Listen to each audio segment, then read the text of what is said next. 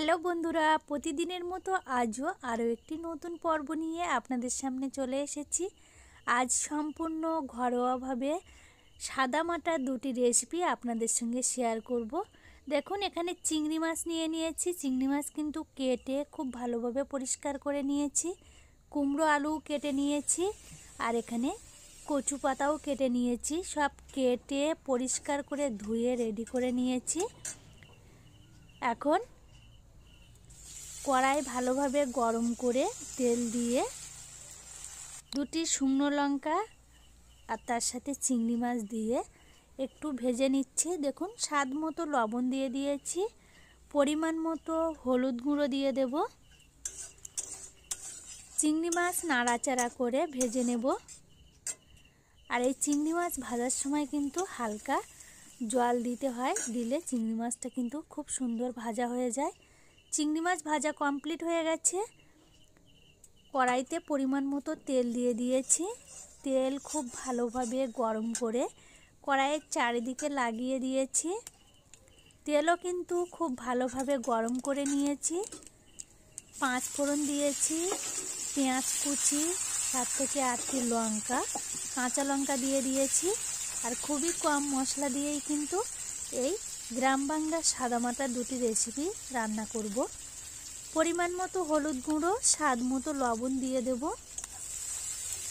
1 থেকে 1.5 মিনিট নাড়াচাড়া করে পেঁয়াজ লঙ্কা ভালোভাবে ভেজে নিতে হবে।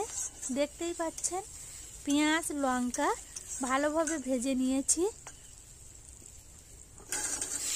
কেটে রাখা কুমড়ো আলু দিয়ে দেব।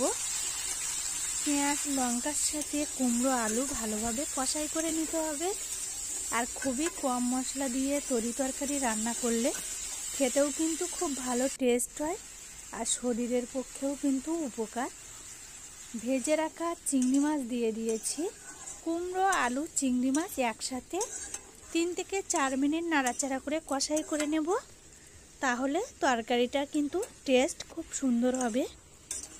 3 থেকে 4 মিনিট ভালোভাবে নাড়াচাড়া করে কষাই করে নিয়েছি। সামান্য একটু জল দিয়ে 5 মিনিটের জন্য ঢেকে রাখবো। এদিকে আরেকটি কড়াই চাপিয়ে দিচ্ছি। কড়াই ভালোভাবে গরম করে তেল দিয়ে দিয়েছি।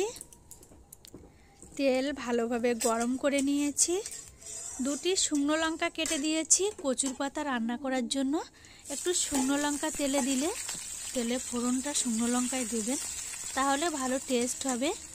এখানে আজ কাঁচা লঙ্কা দিয়েও কিন্তু আমি এই কচুর পাতাটা রান্না করব। পেঁয়াজ দিয়ে দিয়েছি, লঙ্কা 7 থেকে 8টি। লঙ্কার পরিমাণটা একটু বেশি করে দিলেই খেতে ভালো লাগবে। স্বাদ মতো লবণ, পরিমাণ মতো হলুদ গুঁড়ো দিয়ে দিয়েছি। ভেজে রাখা চিংড়ি মাছ দিয়ে মশলার সাথে ভালোভাবে আরও একটু কষাই করে নিচ্ছি। 1 থেকে 2 মিনিট নাড়াচাড়া করে মশলা ভালোভাবে রেডি করে নিয়েছি। দেখতেই পাচ্ছেন, মশলা থেকে তেল ছেড়ে দিয়েছে। কেটে রাখা কচুর পাতা দিয়ে দেব। কচুর পাতা চিংড়ি মাছ কিন্তু খেতে অসাধারণ টেস্টি হয়। দেখুন, চিংড়ি মাছ কচুর পাতা খুব ভালোভাবে নাড়াচাড়া করে কষাই করে নিতে হবে। আর এই কচুর পাতাটা কিন্তু আপনারা রান্না করার সময় কোনো জল দেবেন না, তাহলে গালটা চুলকানোর সম্ভাবনা থাকে। সেই জন্য মিডিয়াম আঁচে রেখে কচুর পাতাটা ঢেকে দিয়েছি। এদিকে 5 থেকে 6 মিনিট ঢেকে রেখেছিলাম কুমড়ো আলু আর চিংড়ি মাছের তরকারি।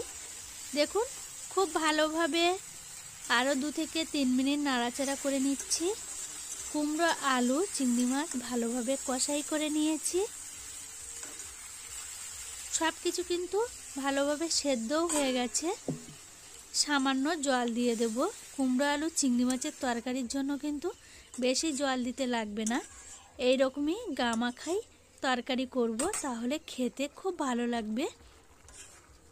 মাখা মাখা তরকারি যেমন টেস্টি হয়, সেই রকমই কিন্তু খেতেও কিন্তু ভালো লাগে, আর দেখতেও ভালো লাগে। তরকারি হয়ে এসছে। একটু জিরে গোলমরিচ গুঁড়ো দিয়ে দিয়েছি।